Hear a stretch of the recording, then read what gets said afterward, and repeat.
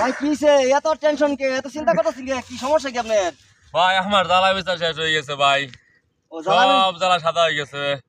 ও আমি আসলেই তো। খেত লাগাইম কেমনে ভাই, চিন্তা করতেছি কি করাম না। এটা আসলে টেনশন নেই কিছু নাই, আপনি যেটা ভাবতেছেন যে ক্ষেত লাগাইবেন কেমনে, জমি কেমনে লাগাইবেন, এটা আসলে এতটা ভাই টেনশন না, বুঝছেন? এই যে দেখুন সাদা ফরফরা হয়ে গেছে। এটা সাদা হয়ে যাওয়ার একটা কারণ আছে, আবহাওয়ার কারণে এরকম হয়। আপনার এটা চিন্তার কোনো কারণ নাই। অনেকে দেখবেন বীজতলা ছায়াযুক্ত জায়গায় ফেলাইলে দেখবেন সাদা হয়ে যায়, যেদিক দিয়ে ছায়া থাকে, গাছের ছায়া পড়ে, ওই দিক দিয়ে দেখবেন এরকম সাদা হয়ে গেছে গা। তার মানে কি, এটা কিন্তু ছায়াযুক্ত জায়গার কারণে সাদা হয়ে যায়, কিন্তু এখানে তো ছায়া নাই, তাহলে এখানে সাদা হয়ে যাওয়ার কারণটা কি? সাদা হয়ে গেছে আজকে 7 দিন যাবত রৌদ্র নাই।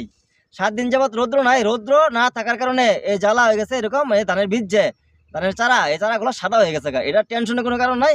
এটা আবার যখন রৌদ্র উঠবে, হ্যাঁ পুরোপুরি রৌদ্র উঠবে, তখন ঠিক হয়ে যাবে। এটা নিয়ে আপনাদের টেনশনের কারণ নাই। রৌদ্র উঠার পরে হালকা ইউরিয়া সার দিয়ে দিবেন, পানি দিয়ে দিবেন, দেখবেন জ্বালা আবার আগের মতো সুন্দর হয়ে গেছে গা। এটা নিয়ে আপনার টেনশনের কোনো কারণ নাই। রৌদ্র না থাকার কারণে সাদা হয়ে গেছে গা। আপনি যেমন যদি এটা যারা ওই যে ছায়াযুক্ত জায়গায় বীজতলা ফলায়, ছায়াযুক্ত জায়গায় মানে একটা গাছের ছায়া পড়ছে একদিক দিয়ে, ওই দিক দেখবেন সাদা হয়ে গেছে গা।